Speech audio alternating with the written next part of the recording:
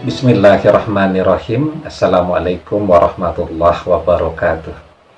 Bapak-bapak, ibu-ibu, mas-mas, mbak-mbak, khususnya adik-adikku sekalian yang dirahmati Allah dimanapun Anda berada, kembali di IIP Channel bersama saya IIP Wijayanto. Kali ini kita akan membahas tema cara estetik, ya, menyikapi ketika mantan mengatakan terganggu dengan usahamu, ya, agar dia tidak tambah membenci dan tetap kembali kepadamu, ya.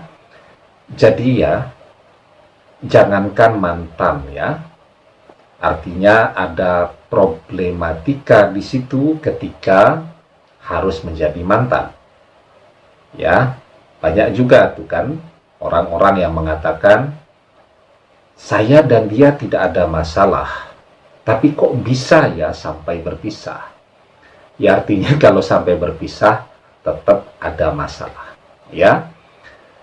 Terlepas permasalahannya itu antara Anda dan dia, atau permasalahannya itu disebabkan oleh orang ketiga.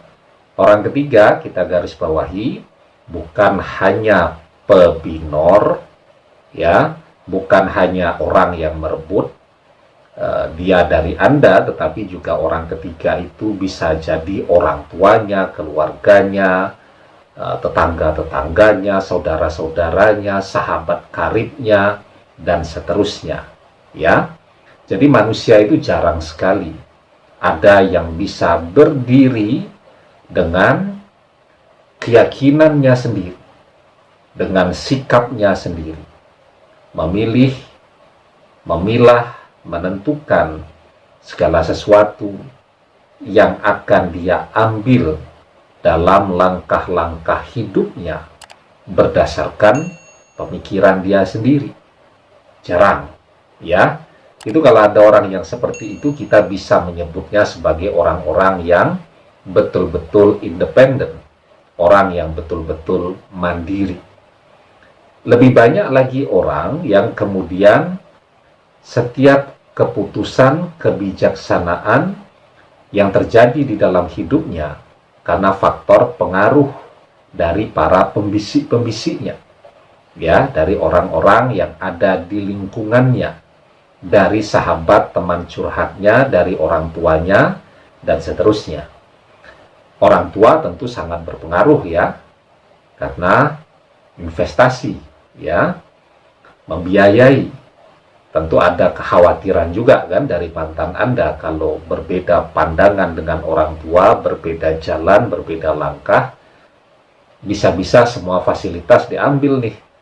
Padahal hidup sudah enak sekali, ya, karena biar bagaimanapun kita kan hidup di zaman yang serba pragmatis, ya.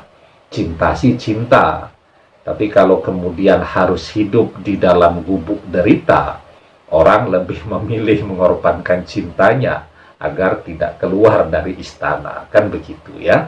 Nah, jadi sekarang ketika usaha Anda untuk menarik mantan kembali, dan itu membuat dia merasa risih, merasa terganggu, ya, ini harus Anda pahami, ya. Jadi ritme itu penting, mengatur irama itu penting. Jadi mengatur irama itu tidak hanya sekedar orang main musik, ya, sebuah orkestrasi atau simfoni, tidak. Mengatur irama itu ada dalam sebuah cabang kehidupan manusia, ya. Kita nyetir mobil itu harus paham ritmenya.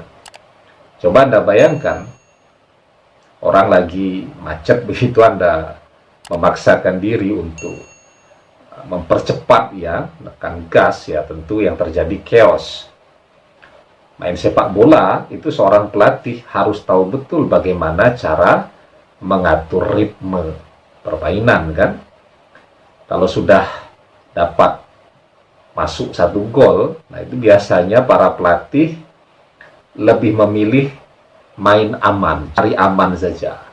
ya, ditumpuk tuh pemain sebanyak mungkin di belakang, ya, sisa satu saja striker gantung namanya di depan untuk serangan balik, sisanya bertahan untuk mengamankan skor.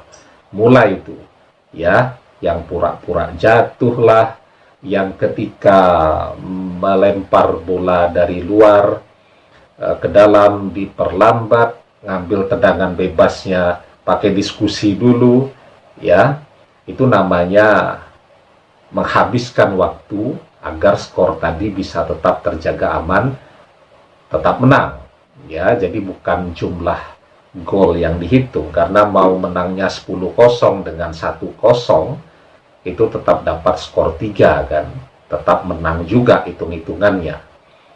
Nah, jadi memang ini perlu diperhatikan ya, agar kemudian jangan sampai orang yang memang sedang mangkel, sedang benci, sedang tidak suka ini, Anda buat menjadi tambah risih, merasa lebih terganggu lagi dengan kehadiran Anda. Yang terjadi apa? Ya, yang terjadi kebenciannya malah semakin bertumpuk-tumpuk, sehingga akan mempersulit usaha-usaha Anda agar dia bisa kembali kepada Anda, ya. Nah, jadi ketika dia memang bahkan sudah kewetu, ya, jadi sudah bilang jangan ganggu lagi saya, ya, saya pengen hidup tenang, dia bilang begitu kan, saya pengen fokus, alasannya boleh macam-macam lah. Kalau dia masih menghargai Anda, mungkin alasannya saya mau fokus ke pendidikan, ke karir saya. Tapi kalau dia sudah tidak menghargai Anda, saya mau fokus dengan pasangan saya yang baru, lah itu, ya. Nah, atau ya memang dalam kondisi dia tidak melakukan komunikasi lagi, tetapi seharusnya kita cukup bijaksana lah mengambil kesimpulan. Contoh ya, dia memblokir akun media sosial. Kenapa sih orang sampai melakukan pemblokiran? Ya karena tidak mau terganggu. Ya, kalau orang memang sedang tidak mau diganggu, ya jangan diganggu. Ya, kita pun dalam teknik komunikasi itu ya, yang baik, yang sopan itu ketika kita chatting, kita punya sebuah keperluan kepada seseorang, kita uluk salam dulu, assalamualaikum, mohon maaf jika mengganggu, kalau ada waktu, bolehkah saya bertanya sesuatu, atau bolehkah saya minta nasihatnya, atau bolehkah saya menawarkan sebuah produk, kan begitu, ya. Kalau kemudian orang tidak menjawab, ya sudah, artinya memang dia sedang tidak mau diganggu. Nah, oleh karena itu, sekarang kan yang paling penting bagaimana mengendalikan diri Anda.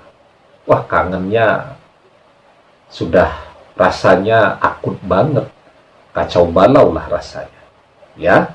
Nah, maka cara estetik kalau bahasa anak muda sekarang ya, agar ya mantan tidak merasa terganggu, tetapi juga Anda tetap menjaga kehormatan Anda, ya.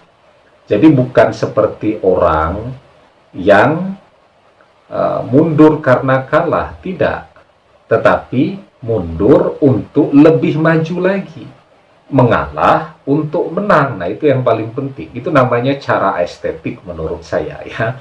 Nah, jadi caranya bagaimana? Ketika Anda pengen banget komunikasi dengan dia, menjelaskan berbagai pengetahuan yang Anda miliki, ya, minimal kasih kesempatan lah untuk bicara, ya, untuk menjelaskan. Masalah nanti dia menerima atau tidak, itu urusan dia. Tapi kan itu menurut Anda, menurut dia tidak. Dia khawatir kalau sampai Anda memberikan penjelasan, ya, dia khawatir akan menerima penjelasan itu.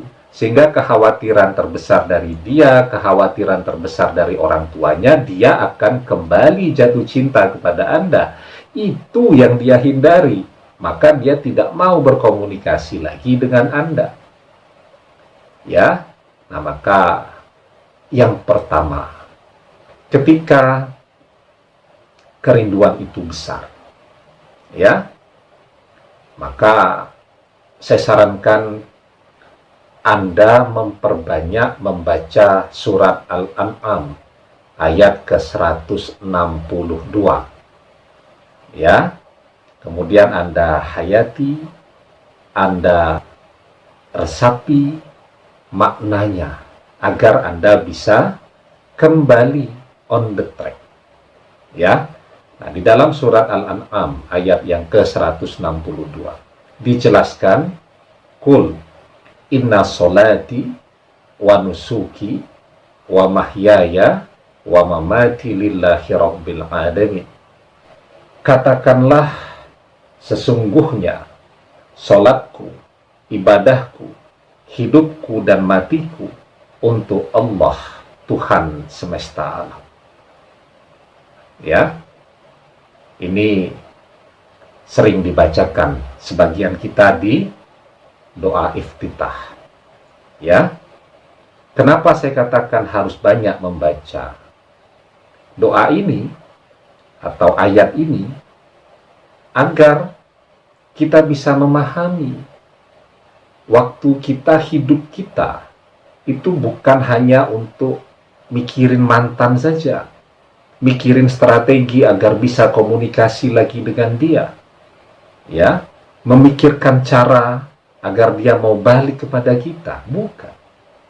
Bahwa hidup kita, mati kita, ibadah kita itu untuk Allah.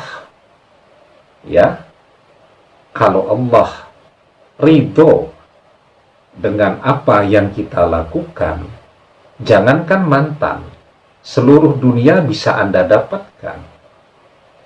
Jadi jangan terbalik. Kalau sekarang waktu kita, ibadah kita, semuanya hanya untuk mendapatkan mantan. Waktu habis untuk mikir bagaimana caranya agar dia balik. Ya, doa habis. Setiap hari, setiap saat doanya cuman agar dia kembali. Karena itu dia tidak balik-balik. Ya, karena Anda menghabiskan seluruh waktu Anda untuk mantan Anda. Jadi dia tidak balik-balik kepada Anda.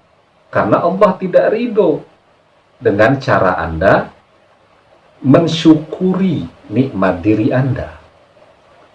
Ya, tetapi ketika Anda memahami bahwa sholat Anda, ya, kemudian hidup, mati, ibadah, dan seterusnya, segalanya dalam kehidupan Anda adalah hanya untuk Allah Subhanahu wa Ta'ala,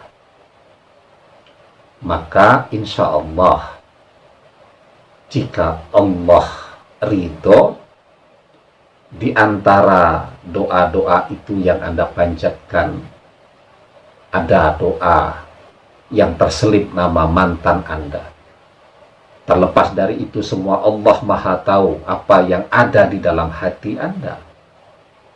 Maka insya Allah, dengan izin Allah, kalau inna solati wa nusuki wa mahyaya wa mamati lillahi rabbil alamin, Anda lakukan, insya Allah dengan izin Allah, mantan akan kembali kepada Anda. Mungkin 1000 kali yang lebih keren dari mantan pun akan mendatangi Anda. Demikian, semoga bermanfaat. Wallahu a'lam bissawab, billahi taufik wal hidayah. Assalamualaikum warahmatullahi wabarakatuh.